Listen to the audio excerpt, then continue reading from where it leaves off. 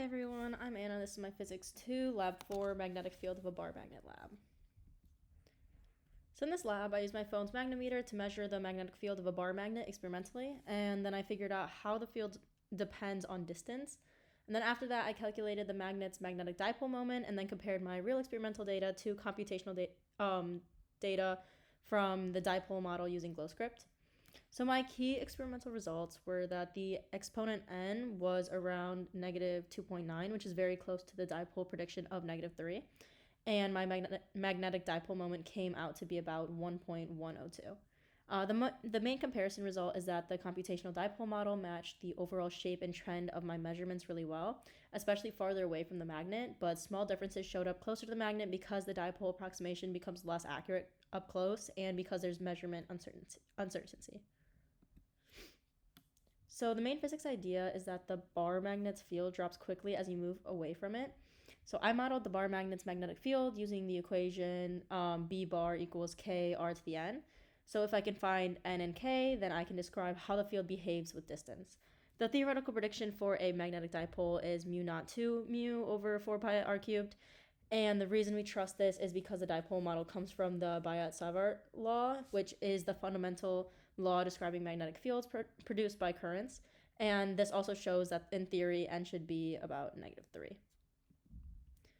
So for the experiment, I use PHYS magnetometer app to measure the X, Y, and Z components of the magnetic field in microtesla. The biggest setup step was compensating for Earth's magnetic field. So the Earth's field is always there, so I aligned my phone with the magnetic north to make sure that the phone's X component was as close to 0 as possible before bringing the magnet near it.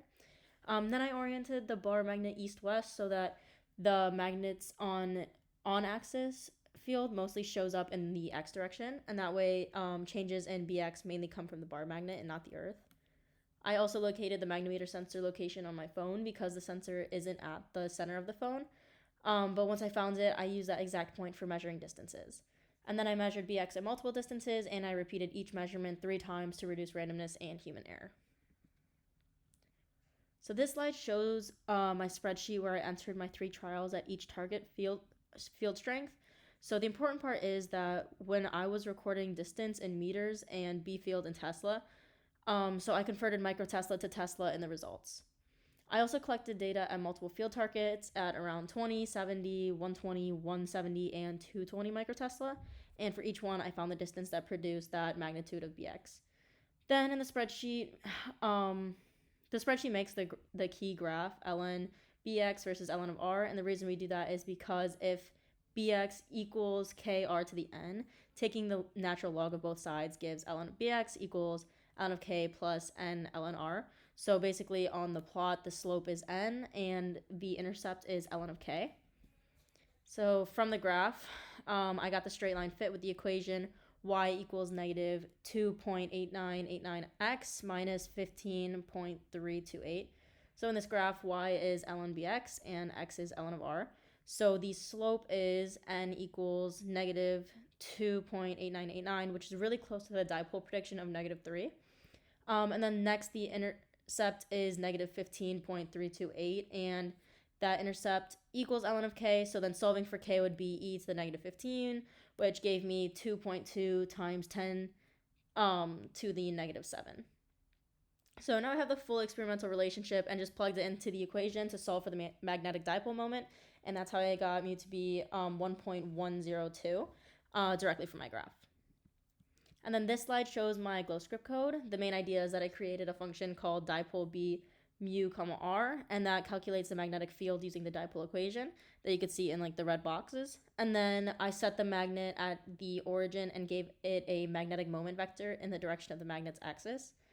And then the most important inputs I edited were mu mag, which was equal to 1.102 from the previous calculation, and then d perpendicular, which was 0.118, and then those values came directly from the experiment in the graph. And then this slide shows the results from my GlowScript dipole model using the magnetic dipole moment that I calculated experimentally. The visualization shows the correct dipole field geometry. The magnetic field is strongest along the axis of the magnet and noticeably weaker in the perpendicular directions, which matches both theory and what I observed in the experiment. The printed output confirms this, and the on-axis field values are much larger than the perpendicular ones. And at the 45-degree location, the model predicts a magnetic field of about 27 microtesla. And this is consistent with my experimental off-axis measurements with uncertainty, showing that the dipole model does a good job predicting the magnetic field when the magnet is far enough away. The main sources of error in this lab were distance measurement uncertainty, because even a few millimeters matters a lot. Small alignment and rotation errors. If the phone rotates even slightly, the BX will change, and nearby magnetic interference from metal objects or electronics. The biggest observation I made is that the field changes very rapidly at small distances, so scatter gets worse closer to the magnet. That's why real measurements don't look perfectly clean. Also, when I was far away, the X component was close to 0, which matches what we expect if the magnet is far and the Earth's field is mostly not in the X direction after alignment. And then the key assumptions were that the bar magnet can be treated like an ideal dipole, the dipole model works best farther away from the magnet, and that I could separate the magnet's field from Earth's field by orienting the experiment correctly. And so some discussion questions. What if you didn't compensate for the magnetic north? If I didn't compensate for the magnetic north and I laid out the meter stick at some random angle, Earth's magnetic field would contribute to the X component and mix with the magnet's field.